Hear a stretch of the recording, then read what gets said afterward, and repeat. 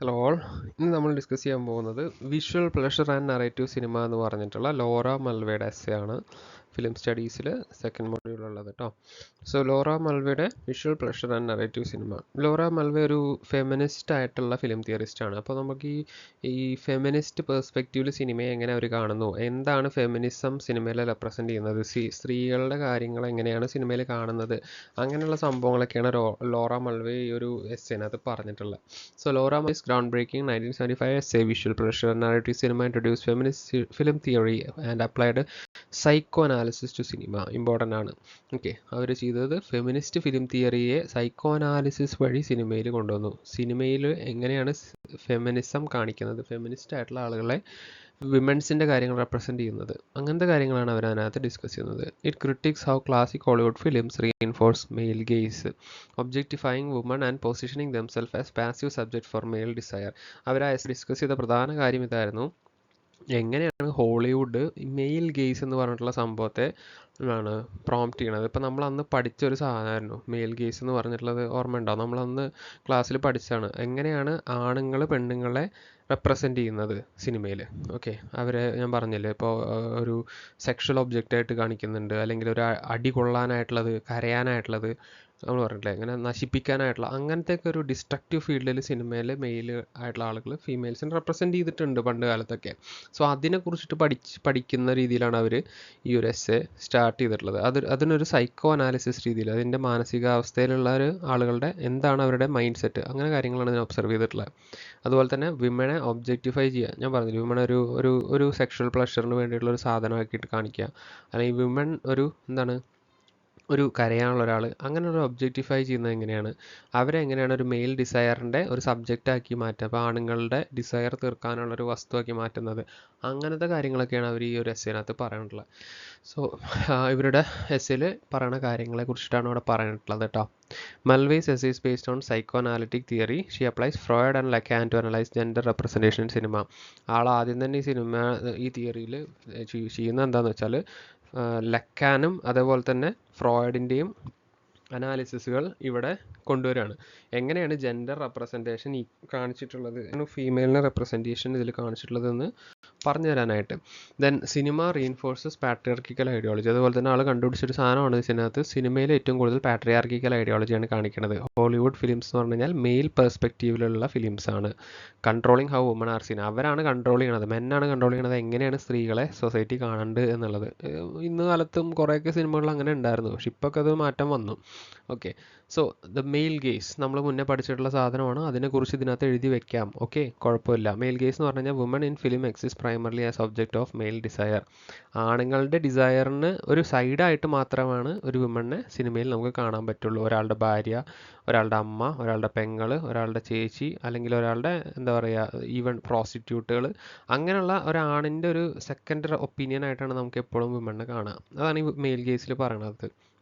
Okay, ഒരു active സബ്ജക്റ്റായിട്ട് കാണുന്നത് വളരെ കുറവാണ്. ഓക്കെ, പണ്ട് കാലത്തെ കാര്യം കേട്ടോ, ഇപ്പം അല്ല. ഇപ്പം ഇതിനൊക്കെ ഭയങ്കര മാറ്റം വന്നിട്ടുണ്ട്. ഇപ്പോൾ ഫിലിം ചെയ്യുന്ന തന്നെ സ്ത്രീകൾ, പ്രൊഡ്യൂസ് ചെയ്യുന്ന തന്നെ സ്ത്രീകൾ, ആക്ടേഴ്സ് സ്ത്രീകളുണ്ട്, അവരുടേതായിട്ടുള്ള കഥകളുണ്ട്, അങ്ങനെ ഒരുപാടുണ്ട്. പണ്ട് കാലത്ത് അങ്ങനെ അല്ലായിരുന്നു, ഫീമെയിൽ ഒരു സബ്ജക്റ്റ് ആയിരുന്നു മെയിലിൻ്റെ.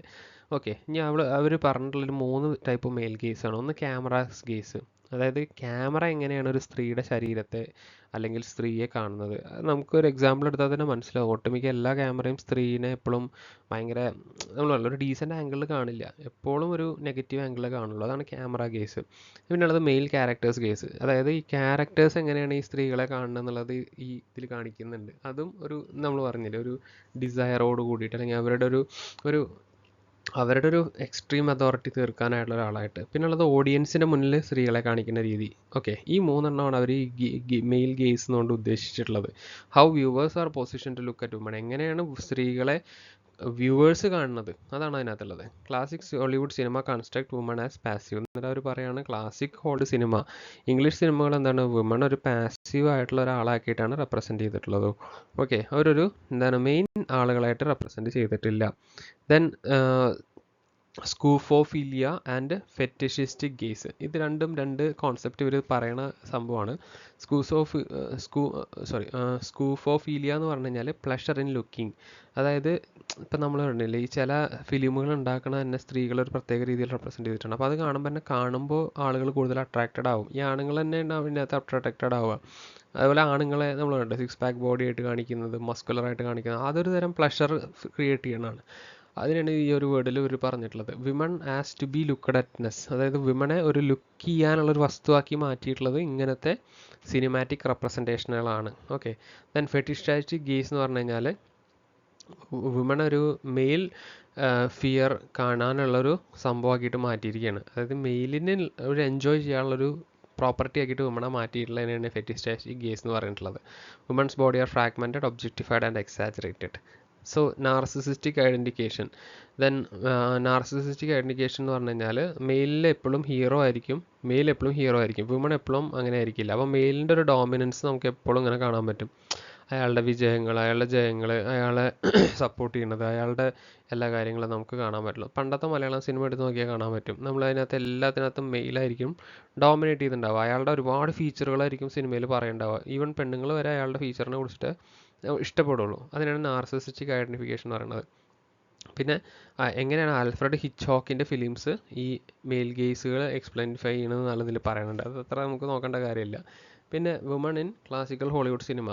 വിമൺ എങ്ങനെയൊക്കെയാണ് ഹോളിവുഡ് സിനിമയിൽ റെപ്രസെൻറ്റ് ചെയ്തിട്ടുള്ളത്? വിമൺ എന്ന് പറഞ്ഞു കഴിഞ്ഞാൽ binary role. Okay. Either as virgin or mother and whole female fatale dangerous. അതായത് ഡേഞ്ചറസ് ആയിട്ടുള്ളതോ സെക്ഷൽ ആയിട്ടുള്ളതോ പ്യുവർ ആയിട്ടുള്ളതോ നെറിറ്റിംഗ് ആയിട്ടുള്ള റോളുകളാണ് വുമണെ ഹോളിവുഡിൽ കാണിച്ചിട്ടുള്ളൂ.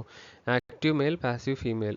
അതായത് മെൻ ആർ എപ്പോഴും ആക്റ്റീവ് ആയിരിക്കും. Men are driven narrative, well woman are to support or obstruct male action. Male ആക്ഷനെ സപ്പോർട്ട് ചെയ്യുക അല്ലെങ്കിൽ മെയിൽ ആക്ഷനെ ഒബ്സ്ട്രക്ട് ചെയ്യുക. മെയിലായിരിക്കും അതിനകത്ത് ഏറ്റവും ഹീറോ ആയിട്ടുള്ള ആക്റ്റീവ് ആയിട്ടുള്ള ആളുകൾ. പിന്നെ narrative closure often punishes or neutralizes woman. അതായത് ഒട്ടുമിക്ക സിനിമകളിലും സ്ത്രീകളെ പണിഷ് ചെയ്യുക അല്ലെങ്കിൽ സ്ത്രീകളെ കൊല്ലുക, കല്യാണം കഴിച്ചു വിടുക, അല്ലെങ്കിൽ അവരെ ഡിസ്ട്രോയ് ചെയ്യുക, അങ്ങനത്തെ സംഭവങ്ങളൊക്കെ ഒരുപാട് ഹോളിവുഡ് സിനിമയിൽ കാണിച്ചിട്ടുണ്ടായിരുന്നു. Then femininity is defined by male desire. അതായത് മെയിലിൻ്റെ ഡിസയർ, ഒരാളിന് പെണ്ണിനോട് എത്രത്തോളം ഇഷ്ടമുണ്ട് എന്നുള്ളത് കണ്ടാൽ മാത്രമാണ് ആ പെണ്ണിൻ്റെ ഫെമിനിറ്റി ഡിഫൈൻഡ് ആവുള്ളൂ. അതായത് അല്ലെങ്കിൽ ആ പെണ്ണ് ഫെമിനൈൻ അല്ല. ഒരാണിന് പെണ്ണിനെ അവളുടെ ശരീരം കൊണ്ടോ സ്വഭാവം കൊണ്ടോ അവരുടെ ഇതുകൊണ്ടോ ഇഷ്ടപ്പെട്ടാൽ മാത്രമാണ് അവൾക്കൊരു ഫെമിനിറ്റി സിനിമയിൽ കാണാൻ പറ്റുള്ളൂ. അല്ലാതെ നമുക്ക് കാണാൻ പറ്റില്ല. അതാ പറഞ്ഞത്, നമ്മൾ സിനിമയിൽ കാണുന്ന കാര്യങ്ങളല്ല റിയൽ ലൈഫിൽ. ഓക്കെ. അപ്പോൾ അവരങ്ങനെ ഉണ്ടാക്കിയെടുത്തിരിക്കുകയാണ്. പണ്ടത്തെ ഹോളിവുഡ് വിമണിനെ അങ്ങനെ റെപ്രസെൻറ്റ് ചെയ്യിപ്പിച്ചിരിക്കുകയാണ് സൊസൈറ്റിയിൽ. Woman in film rarely have their own guys. അതുപോലെ തന്നെ മെയിൽ സബ്ജക്റ്റിവിറ്റിയാണ് നമുക്ക് എപ്പോഴും കാണാൻ പറ്റുക. അതായത് മെയിലിൻ്റെ പെർസ്പെക്റ്റീവിലാണ് സിനിമ പോകുള്ളൂ, പക്ഷേ വിമണിൻ്റെ പെർസ്പെക്റ്റീവിൽ സിനിമ കാണില്ല. അതാണ് ഇവിടെ പറഞ്ഞിട്ടുള്ളത്. അതായത് സിനിമയ്ക്ക് മെയിലിനായിരിക്കും കൂടുതൽ ഇമ്പോർട്ടൻസ്, അവരുടെ കാര്യങ്ങൾ. പിന്നെ കൺക്ലൂഷനിൽ ഓവറോൾ നമ്മൾ കൺക്ലൂഡ് ചെയ്ത് പറയുകയാണെങ്കിൽ Laura Mulvey's essay remains a critical text in feminist theory. ഒരു ഫെമിനിസ്റ്റ് തിയറിയിൽ ഒരു വളരെ ഇമ്പോർട്ടൻ്റ് ആയിട്ടുള്ളൊരു കോൺട്രിബ്യൂഷനാണ്. ഫിലിം തിയറിയിൽ വെച്ചിട്ട് ഏറ്റവും ഇമ്പോർട്ടൻ്റ് ആയിട്ടുള്ള കോൺട്രിബ്യൂഷനാണ് ഫെമിനിസത്തിൽ. Highlighting how cinema objectifies women through a male gaze. സിനിമ എങ്ങനെയാണ് ഒരു മെയിൽ ഗേസോട് കൂടിയിട്ട് വുമണെ ഒബ്ജക്റ്റായിട്ട് കാണുന്നത്, അതുപോലെ തന്നെ എങ്ങനെയാണ് അവരുടെ ഐഡിയാസ് ഇവിടെ റെപ്രസെൻ്റ് ചെയ്യുന്നത്. ഈ ഒരു വർക്ക് ഒരു revolutionise discussions on gender, spectatorship and power in film. ഈ ഒരു വർക്ക് ഇറങ്ങിയതിന് ശേഷം ഒരുപാട് റവല്യൂഷണറി തോട്ട്സുകൾ ജെൻഡറിനെ കുറിച്ചിട്ടുള്ളതും സ്പെക്ടേറ്റർഷിപ്പിനെ കുറിച്ചിട്ടുള്ളതും അതുപോലെ തന്നെ സിനിമയിൽ പവർ റെപ്രസെൻ്റ് ചെയ്യുന്നത്, മെയിലിൻ്റെ പവർ റെപ്രസെൻ്റ് ചെയ്യുന്ന കാര്യങ്ങൾ, ഇതിനെക്കുറിച്ചൊക്കെ ഒരുപാട് കാര്യങ്ങൾ പിന്നെ സ്റ്റഡീസ് നടന്ന ഒരു എസ്സേയാണ്. അങ്ങനെയാണ് ലോറ മൽവേയുടെ എസ്സേ ഇമ്പോർട്ടൻ്റ് ആവുന്നത്. ഓക്കെ.